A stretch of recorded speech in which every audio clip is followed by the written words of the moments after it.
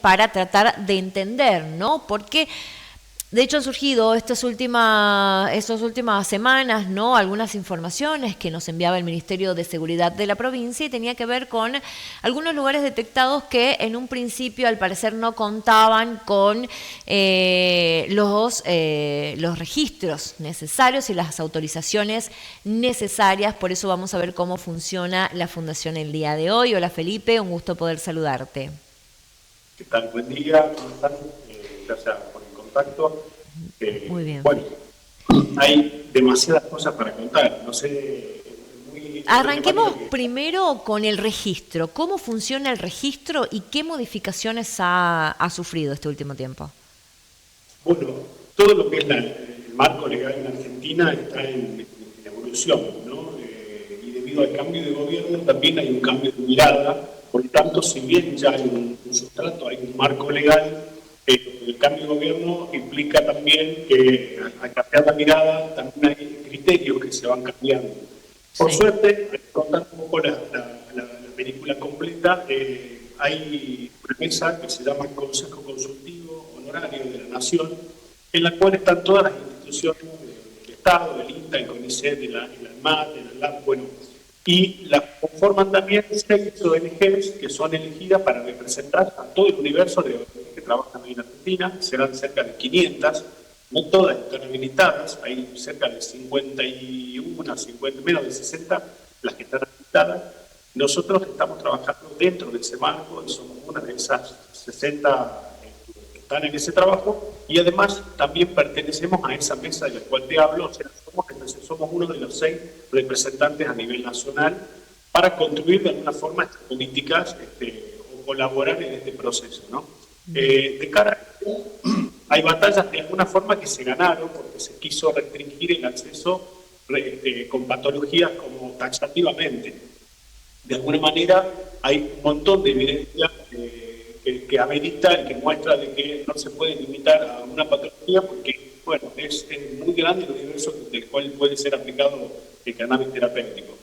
Por un lado, esas cosas son los puntos a favor, ¿no? Que no se ven perjudicados. De hecho, en la normativa y la resolución actual, es una normativa que de alguna forma apunta más a las ONG. Esto que comentabas vos respecto a lugares habilitados y ONG habilitadas, y no tanto implicancia al paciente. Hay algunas pequeñas implicancias que tienen que ver con el cultivador solidario, también hacia los profesionales de la salud, pero sobre todo la resolución trata en muchos puntos requisitos nuevos para las ONG, dan un plazo para adecuarse a lo que no estén, digamos, prolijamente trabajando, y de cara al paciente o cultivador solidario, lo que hay es una restricción, porque antes no había un límite establecido, entonces había cultivadores solidarios que podían tener incluso más pacientes que una ONG, como había un límite, y ahora esta regulación lo que pone un poco es final a ese proceso que por ahí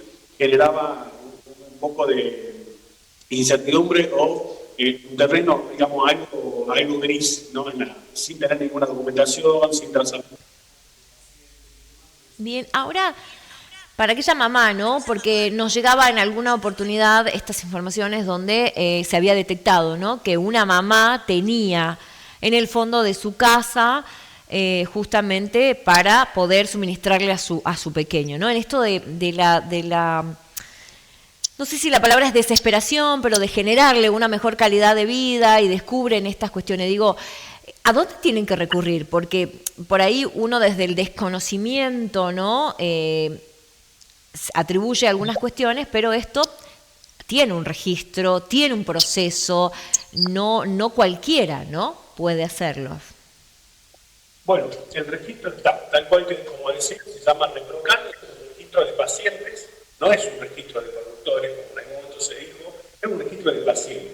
Y ahí se puede anotar tanto el tutor de un paciente como el paciente mayor de edad, digamos, si es emancipado, si es mayor de edad, se puede anotar con 2 derechos o 2 permisos que otorga este registro.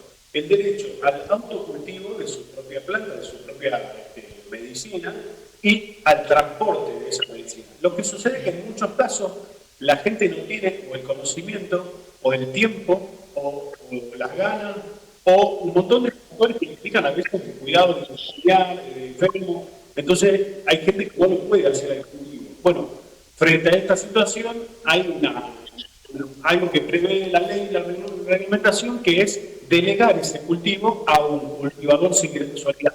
Esto puede ser una persona física o, en este caso, nosotros somos una ONG que recibe estas delegaciones.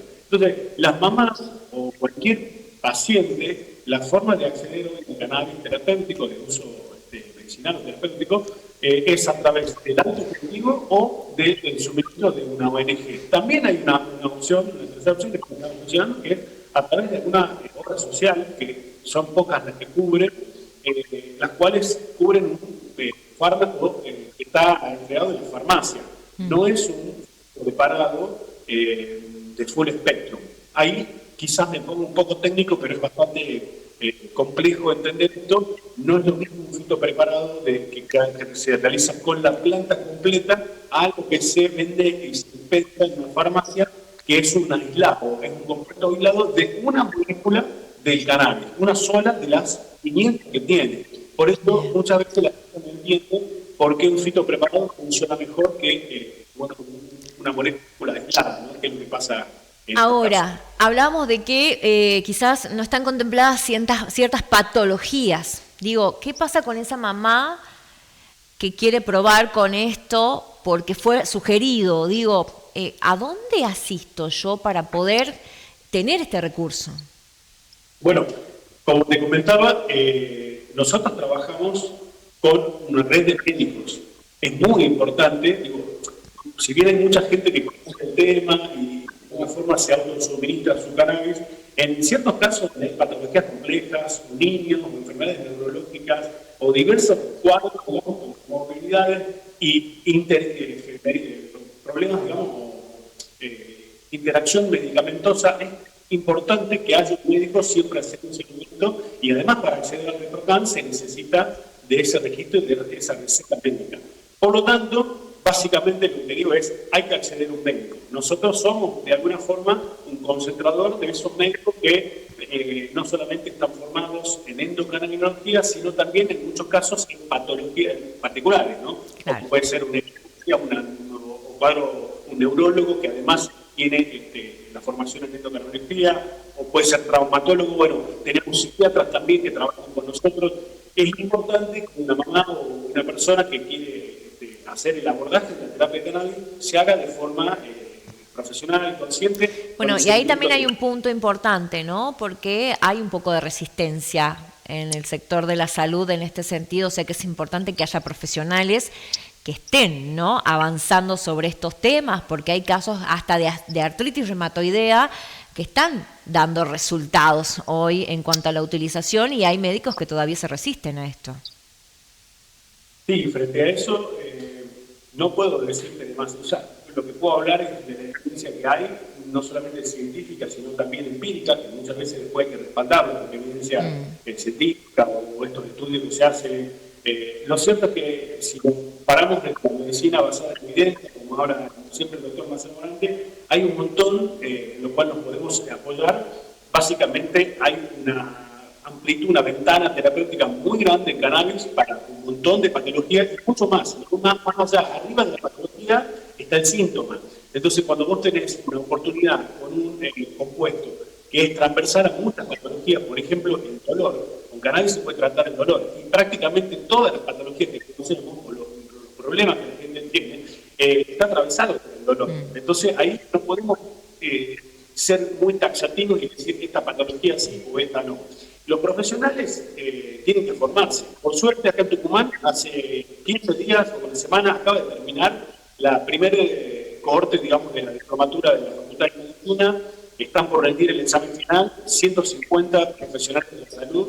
Por lo tanto, vamos a tener en Tucumán probablemente una tanda, digamos, de médicos que van a estar formados. Nosotros estamos incorporando con nuestra fundación constantemente con un sistema de trabajo de trazabilidad, no solamente de lo que elaboramos, de los puntos preparados, que también tenemos registros y protocolos, sino también de las historias clínicas a través de nuestro software, de nuestro sistema, con el seguimiento de los pacientes. Así que invitamos a todos los profesionales que estén escuchando o que se acerquen, puedan ser parte, digamos, del trabajo para también hacer un registro de esta evidencia y poder mostrar nosotros también formamos parte de la mesa de trabajo de Tucumán del Observatorio de Cannabis de la provincia. Excelente, excelente. Felipe, en cuanto al cultivo, ¿cuánto autoriza el ReproCan hoy? Entre 1 y 9 plantas es autorizar previa, digamos, vinculación y aceptación del médico. O sea, es el médico el que determina si es 1, 2, 5 o 9 plantas. En general, como hay mucha gente que desconoce el tema, los médicos han sido, en este sentido, la mayoría un poco laxos y a la mayoría le ponen 9 plantas porque, como esto surgió de las madres, tal cual comentabas vos, pasaba que muchas madres empezaban con 9 semillas o 9 plantitas y terminaban con una. Entonces, esa situación lo que hizo es, bueno, ser un poco laxo y no poner una sola, porque si no después muchas veces uno se quedaba sin digamos, el resultado, ¿no? Que obviamente tiene el conocimiento del cultivo hace que esas 9 plantas realmente prosperen y sean óptimas. Dentro de la fundación, ¿no? Y con tu experiencia, ¿podemos decir que estamos avanzando en este sentido después de haber desmitificado todo esto y de poder darle un marco regulatorio al cannabis? La realidad es que en Argentina y en el mundo, o sea, voy a ir un poco más atrás.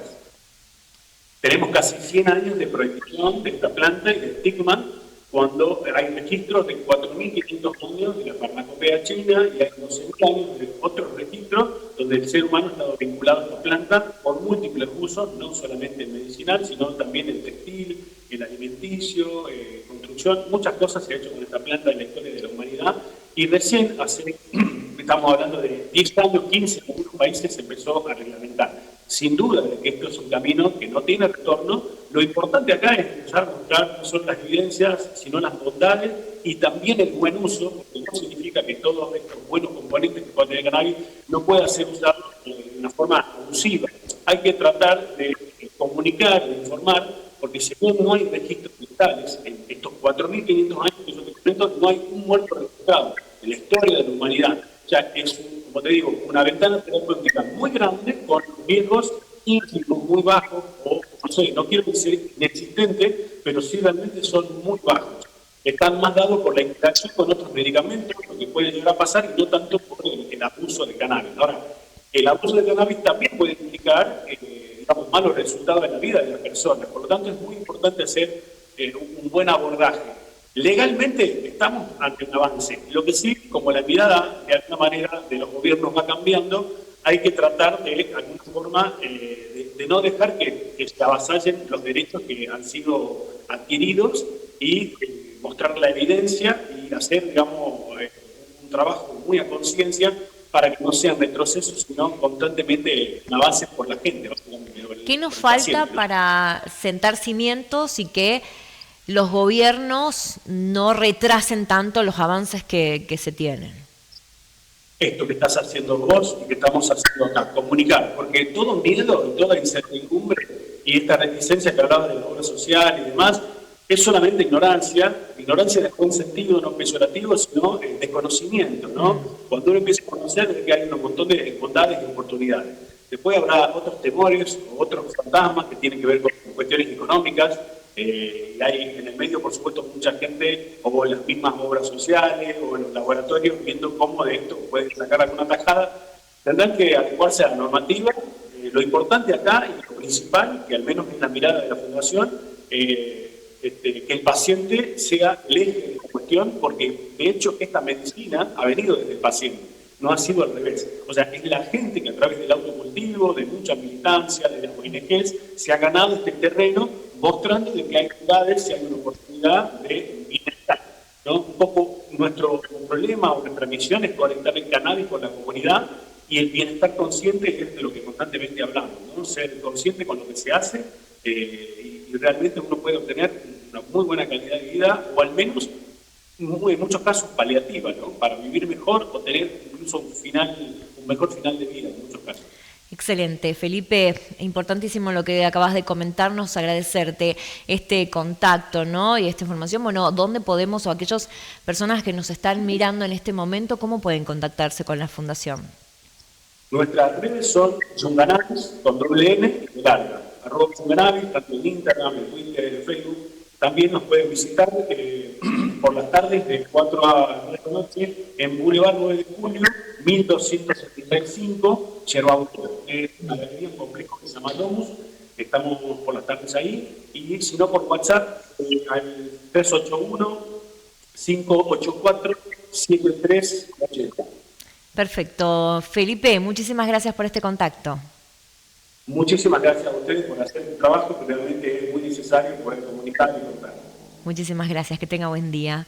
Ahí escuchábamos las palabras de Felipe Herrera de la Fundación Yunganavis, ¿no? Que es tan importante lo que manifestaba Felipe en esta entrevista y la importancia, ¿no? De poder avanzar en estos temas y de poder seguir comunicando y contando y explicando estas cuestiones, ¿no? Como lo decía él en algún momento, si bien comenzó esto siendo un mito, siendo hasta de alguna manera mirándose, ¿no? Desde una mirada juzgadora a aquellas mamás, no sé si ustedes recuerdan cuando surgían las mamás que viajaban a Córdoba para aprender sobre el cultivo y darle una mejor calidad de vida a sus madres. Bueno, creo que es importante lo que decía Felipe, son muchas las familias que han sido responsables de que esto se pueda avanzar y de que se pueda hacer un uso responsable, porque se puede mejorar la calidad de vida de los pacientes.